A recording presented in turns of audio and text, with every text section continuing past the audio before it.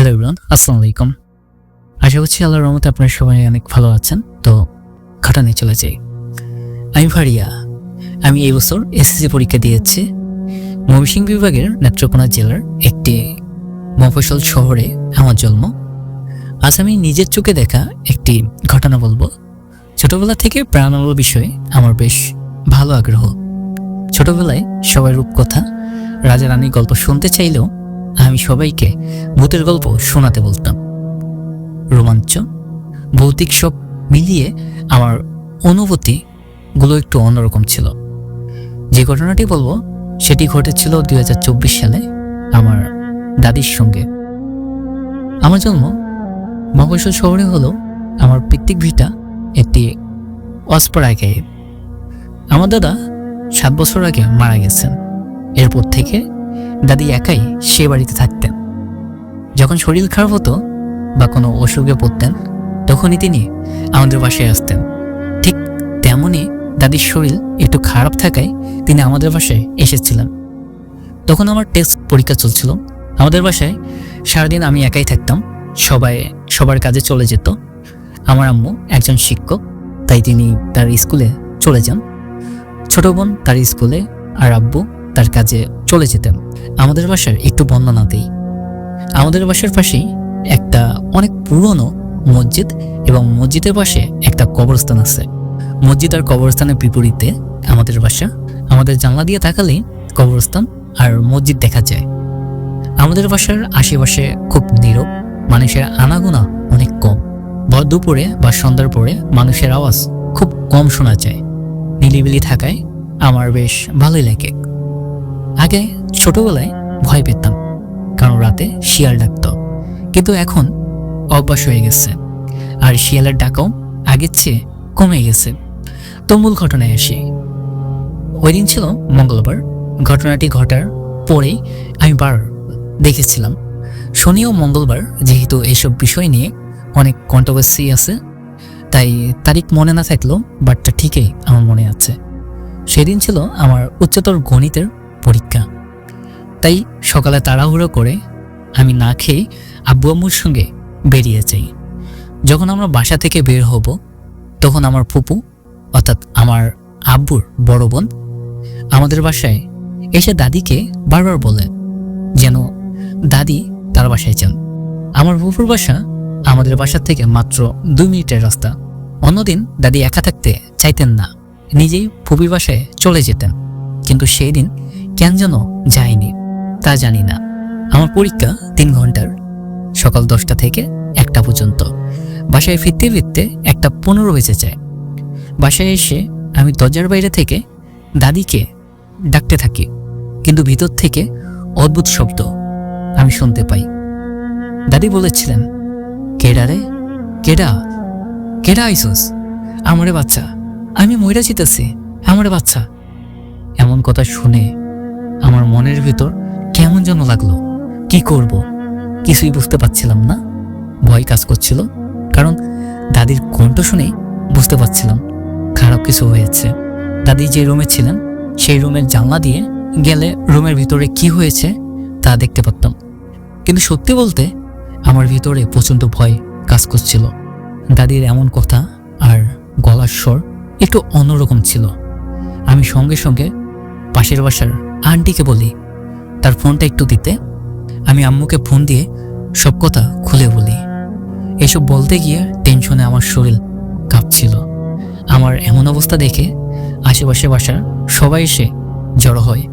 একজন আন্টিকে নিয়ে আমি জানলা দিয়ে দেখতে চাই কি হয়েছে। জানলা দিয়ে রুমে তাকিয়ে দেখি দাদির আর্তনাদ শোনা যাচ্ছে, কিন্তু তাকে দেখা যাচ্ছে না। প্রায় 5 মিনিট দাঁড়িয়ে দাদিকে ডাকার পর আন্টি দেখতে পান দাদি একেবারে খাটের নিচে চলে গেছেন। দাদি খাটের নিচ থেকে বেরিয়ে আসার চেষ্টা করছিলাম। তখনই শুনি আম্মু চলে আসছেন। আমি আম্মুর কাছে যাই। আম্মু আব্বুকে আর চাচাকে ফোন দেন। আব্বুকে দরজা ভাঙার কথা বলেন। আব্বু আমাদের অপেক্ষা করতে বলেন যতক্ষণ না তিনি আর চাচা না আসেন। এর মধ্যে আমার ফুপু চলে আসেন। তিনি জানলা দিয়ে গিয়ে দাদিকে রাগে বকছিলেন। কেন? দাদি সকালে তাদের বাসায় যায়নি, তাদের বাসায় গেলে এমনটা হতো না। আমরা সবাই দাদিকে অনেক কষ্ট করে উঠে দরজা খুলে দিতে বলি, কিন্তু দাদি উঠতেই পাচ্ছিলেন না। এর মধ্যে আব্বু চলে আসেন, সঙ্গে জানলার গিরির কাটার লোককে নিয়ে আসেন। জানলা একটু কেটে আমার ছোট বোনকে ঢুকিয়ে দরজা খোলা হয়। আমরা সবাই একে একে ঘরের ভিতরে ঢুকি। আমার ড্রেস তখনও পড়া ছিল। সবাই দাদির কাছে যায়। আমার আম্মু আর ফুপিরা দাদিকে তুলতে চেষ্টা করেন। তখন দাদির চোখে মুখে ভয় ছাপ ছিল। ফুপি দেখেন দাদি কাপড়ে চোপড়ে মাখিয়ে ফেলছেন। আম্মু ফুপু দুইজনে মিলে দাদিকে কোলে নিয়ে গিয়ে গোসল করান, কিন্তু দাদি তখনও স্বাভাবিক ছিলেন না। দাদি তার শরীরের ভর ছেড়ে দিয়েছিলেন। সবাই জিজ্ঞাসা করছিল কি হয়েছে, কিন্তু দাদি উত্তর দিচ্ছিলেন না। সবাই ভেবেছে হাতে পায়ে ব্যথা পেয়েছেন, তাই এমন করছেন, ঠিক হয়ে যাবে। কিন্তু রাত থেকে দাদি পাগলামি করতে লাগলেন। তিনি বসতে বা দাঁড়াতে না পারলেও শুয়ে শুয়ে অশ্লীল ভাষায় গালি আর পাগলামি করছিলেন। বাসায় আমি, আম্মু আর আমার ছোট বোন ছিলাম। আমরা সবাই খুব ভয় পেয়ে গিয়েছিলাম। আমার ছোট বোন ভয়ে কাঁদছিল। আম্মু দাদির কাছে গিয়ে জিজ্ঞাসা করলেন, আম্মা আম্মা কি হয়েছে আপনার? কিন্তু দাদির হাত পা ছুটতে লাগলেন। আমি কাছে যাওয়ার সাহস পেলাম না। আমি আব্বুকে ফোন দিয়ে তাড়াতাড়ি বাসায় আসতে বললাম। আব্বু বাসায় এলে আমি আর আম্মু দাদিকে নিয়ে ডাক্তারের কাছে যেতে বললাম। প্রথমে কেউ তেমন গুরুত্ব দেয়নি, কিন্তু অবস্থা খারাপ দেখে স্থানীয় হাসপাতালে রাতেই ফুপি, আব্বু আর চাচা দাদিকে নিয়ে যান। ডাক্তার ভর্তি করতে বলেন। রাতে আব্বু আর চাচা থাকেন, আর ফুপি বাসায় চলে আসেন। আব্বু দাদিকে জিজ্ঞাসা করেন কোথায় ব্যথা পেয়েছেন। দাদি শুধু বলেন, ব্যথা? আমার সারা শরীর ব্যথা। ডাক্তার এক্স রে করেন। দেখা যায় দাদির কোমর এবং হাত ভেঙে গেছে। রাতেও দাদি উল্টাপাল্টা অনেক কিছুই বলছেন। আব্বু আর চাচা ধমক দিলে কিছুক্ষণ চুপ, তারপর আবারও ওই একই কাজ। পরদিন সকালে আমি আর আম্মু হাসপাতালে যাই।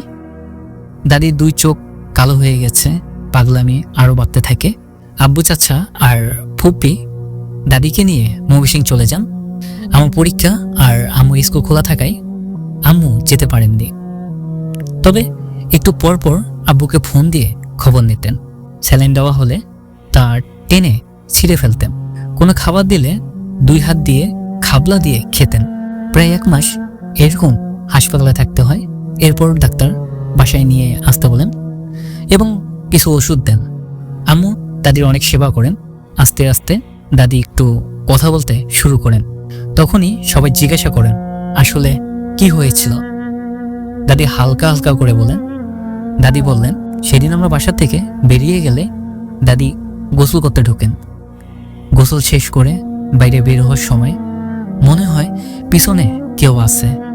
দাদি পিছনে ফিরে দেখেন কেউই নেই, তবে বাথরুমে কেমন যেন ধোঁয়াশা ছিল।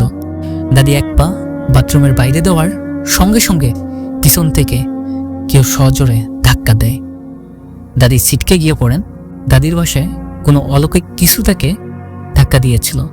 চোখের সামনে দাদির ওইসব ভয়ঙ্কর রূপ দেখে আমি খুবই ভয় পেয়েছিলাম।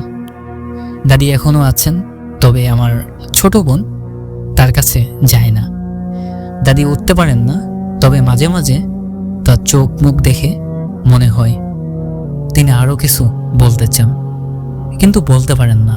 মনে হয় কেউ ভিতর থেকে তার মুখ আটকে রেখেছে। দাদি সেই দিন আরও কিছু কাহিনী বলার চেষ্টা করেন, কিন্তু মুখ দিয়ে বোঝাতে পারেন না আজও কি শুধু এতটুকুই ঘটেছিল সেই দিন দাদির সঙ্গে, নাকি আরও অনেক ভয়ঙ্কর কিছু ঘটেছিল যা আমরা কেউই জানি না। দাদি চাইলেও বলতে পারেন না। মাঝে মাঝে ভয় কেমন অদ্ভুত শব্দ করেন। গাইস, এই বলে ফারিয়া মেহেজাবিন তার ঘটনাটি এখানে শেষ করেছেন। লেখায় ভুল ত্রুটি হলে ক্ষমা সুন্দর দৃষ্টিতে দেখবেন। গাইস, ঘটনাটি আপনাদের কেমন লাগলো অবশ্যই কমেন্টে জানাবেন। আর আমার কাছে ঘটনাটি একটু অন্যরকম লেগেছে, তো আপনাদের মতামতটা অবশ্যই কমেন্টে জানান। দেখা হচ্ছে সুন্দর একটি নতুন ঘটনায়। আল্লাহ হাফেজ।